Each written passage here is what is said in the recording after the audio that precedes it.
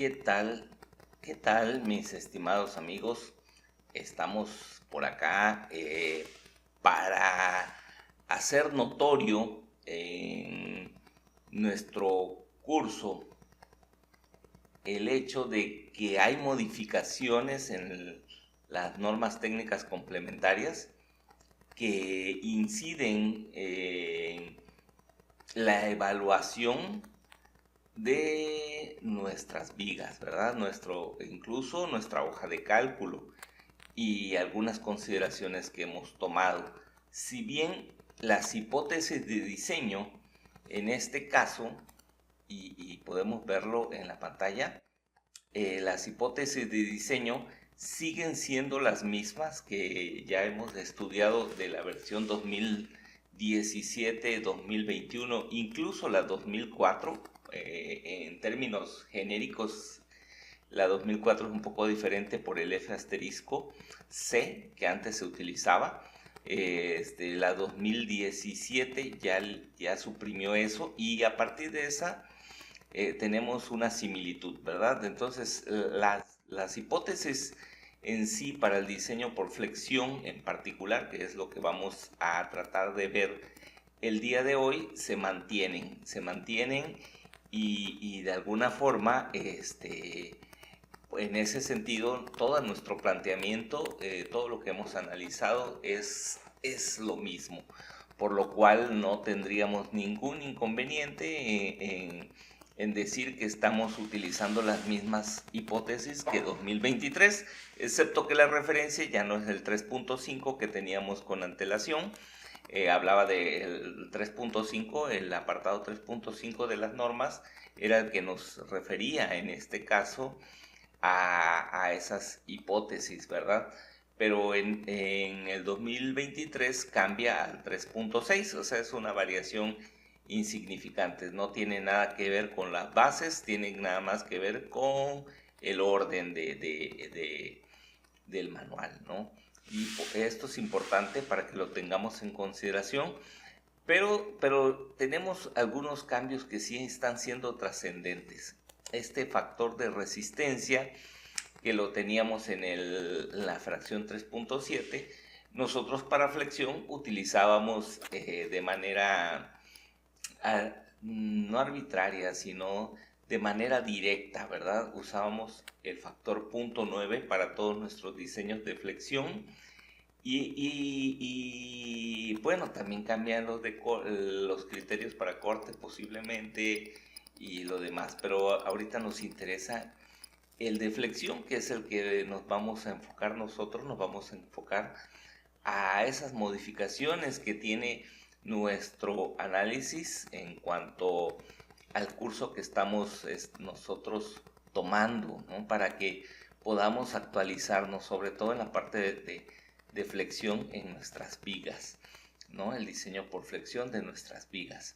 Entonces, ¿qué pasa con la versión 2023? El planteamiento es un tanto distinto. Si bien aquí ya introducen otros elementos, ¿no? Quiero hacer notorio esto. Dice factores de resistencia y es otro inciso. Este era el 3.7 y ahora es el 3.8. Factores de resistencia.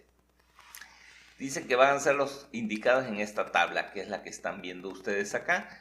Y en este caso, el momento, la fuerza axial, combinaciones de momento y fuerza axial, varían, dice, el factor de resistencia desde 0.65 a 0.9.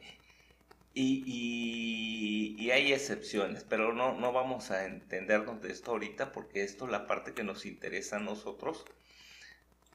A ver, esta parte es la que nos interesa a nosotros, ¿no? Perdón. Y entonces es la que nos vamos a anotar. Dense cuenta que ahora nos está refiriendo un rango de valores desde 0.65 a 0.90. Desde 0.65 a 0.90. Ya no es nada más utilizar 0.9, sino que está utilizando todo este rango, desde acá hasta acá. Y eso pues parece ser complicado. Ahora la pregunta es, ¿cómo elijo punto 65 o cómo elijo punto 90? ¿No? Esa sería nuestra pregunta. ¿O cuándo debo elegir punto 65 y cuándo debo elegir punto 90? Entonces, ¿cómo nos lo vamos a responder? Bueno, nos lo vamos a responder yendo a esta otra tabla. Dice que es la 3822, que es la continuación de esta. Y en esta vamos a encontrar lo siguiente. Para el FR, ¿no? El FR para fuerza axial, momento con fuerza axial. Entonces, en este caso es la que vamos a estar checando para nuestro análisis. Y empiezan a aparecer una forma un poco más compleja de tomar la solución, ¿no? Aquí nos dice que la deformación unitaria, o sea, tiene que ver esto con la deformación unitaria. No sé si se recuerdan de la deformación unitaria. Bueno, quise traer esta gráfica. Ahí tal vez hayan notado el corte. Esta gráfica para que nosotros ubiquemos esa deformación unitaria. Y esta es la deformación unitaria, ¿no? Entonces dice que cuando la deformación unitaria de trabajo sea menor que la deformación unitaria de nuestro acero, en este caso, que nosotros ya sabemos que en este caso el acero tiene una deformación de 0.002, ¿no? Y ahí tomo otra cuestión que quiero poner aquí en la imagen, simplemente para que nos recordemos, y es lo que estamos acotando por acá. Creo que sí entra completamente, sí. Ok, es lo que estamos acotando por acá, ¿no? Entonces nosotros nos acordamos que la deformación unitaria tiene que ver con el esfuerzo del acero, ¿sí? Que su límite de esfuerzo, en este caso de acuerdo a esta gráfica, que es el modelo elastoplástico, sí, elastoplástico, el FY entre el módulo elástico de ese acero, que en este caso es 2.1 por 10 a la 6, la deformación unitaria después de dividir 4200 entre 2.1 por 10 a la 6, o 2.100.000 kilogramos por centímetro cuadrado, obtenemos este punto 202. ¿Sí? Que esa es la deformación unitaria del acero, ¿no? Que en este caso también se llama EY, y para la cuestión normativa le está poniendo ETY, ¿no? Es el esfuerzo de nuestro acero. Y esta ET viene siendo el esfuerzo con que está trabajando ese acero en nuestra viga, vamos a llamarlo, porque estamos hablando de vigas ahorita nosotros. Entonces él es el esfuerzo con que nuestro acero está trabajando en nuestra viga. Y entonces cuando el acero dice que esté controlada, cuando la sección esté trabajando controlada por compresión, nosotros utilizaremos punto 65. Vamos a poner un recuadro aquí. Vamos a poner un recuadro aquí para que no nos vayamos a equivocar. Sí, a ver, un poquito más grueso. Acá. ¿Por qué? Porque cuando el refuerzo transversal, en este caso los estribos, pues cuando los estribos dice que sean helicoidales, pues se utilizarán estas fórmulas. Pero para nuestro caso, que no se trata de un estribo helicoidal, sino que estamos hablando de estribos rectangulares normalmente, ¿verdad? Cuadrados. En este caso, pues utilizaremos ese que dice otros, ¿no? Entonces nosotros tenemos que enfocarnos en ese. Y entonces vamos a ver qué nos dice además. Cuando esté controlada por compresión, o sea que realmente el acero no esté alcanzando a fluir, acuérdense que el acero empieza a fluir cuando llega a este límite, que es cuando alcanza su FY de 4200, y es cuando calculamos este punto 202, ¿verdad? Cuando tenemos esto que empieza a pasarse de eso, la deformación tiende al infinito. ¿no? Por un decir, crece, ¿no? Nosotros sabemos que no crece de esa manera, pero este es un modelo muy simplificado para entender lo que estamos analizando. Entonces, cuando llegamos a ese límite de los 4200 de esfuerzo, entonces nuestro acero está trabajando realmente como lo que es, ¿no? Y empieza a fluir. Entonces, antes de que fluya, prácticamente la sección se encuentra controlada por compresión y por lo tanto nosotros vamos a utilizar un FR de 0.65. ¿Sí? Cuando esté controlado, aquí vemos en la gráfica, estos valores están aquí en la gráfica. Cuando nosotros vemos que está controlado por compresión, que cuando es menor a esto, aquí esta línea marca cuando es igual, pero cuando es menor el esfuerzo de trabajo, ¿sí? Entonces la sección está controlada por compresión, o sea que es más fácil que falle el concreto, ¿no? Entonces hay que disminuir el factor de resistencia hasta 0.65.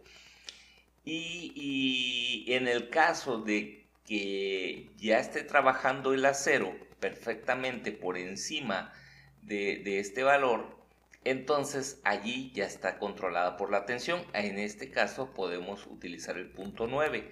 ¿Por qué? Porque el acero va a fluir y nos va a permitir, el concreto todavía digamos que no se está enterando muy bien y el acero en cambio está trabajando y está permitiendo un poco de cedencia a nuestro elemento y a la vez detectar que está en un estado crítico, ¿no? En cambio, en el otro caso, si nosotros permitimos que rebase la capacidad, entonces, o por alguna razón se rebasa en condiciones de servicio o de uso, se rebasa esa capacidad, entonces puede tronar de manera drástica, ¿no? De manera frágil. Y eso no nos interesa, por eso es que consideramos un factor de resistencia menor, ¿no?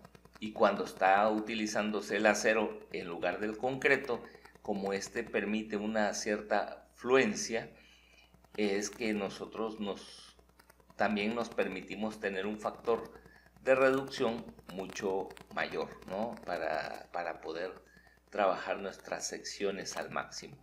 Entonces, de eso se trata la iniciativa de la norma. Y en cuanto está en valor intermedio entre este y este valor límite, podemos utilizar factores de resistencia intermedios. Eso es lo que nos está diciendo acá, ¿no? Y aquí lo vemos en la gráfica. Aquí va creciendo gradualmente hasta alcanzar el punto 9 cuando se encuentra en esta zona de transición. Ahorita vamos a ver cómo lo podemos aplicar en nuestra hoja de cálculo que hemos desarrollado ya y hacer estos ajustes en la parte que se refiere a flexión, ¿no? Bueno, pasamos al otro punto.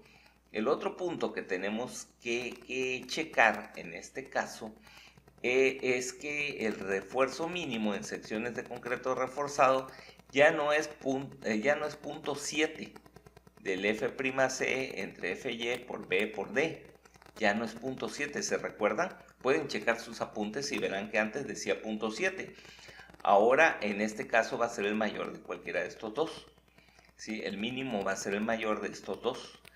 Y también otra condición que se considera aquí, que el Fy no debe rebasar los 5600 kilogramos.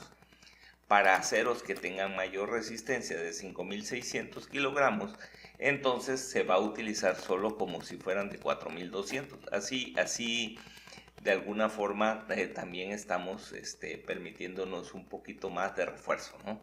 En cuanto al refuerzo máximo, sigue siendo del 90%, eso no cambió. También otras cosas que cambiaron es la ubicación. Antes estaban en otro inciso, ahora están en el 6. Ustedes también pueden revisar sus apuntes al respecto. Muy bien, ya esos son los cambios más sustanciales, ¿no? Con lo cual nosotros ya podemos hacer ciertos ajustes en nuestra hoja de cálculo.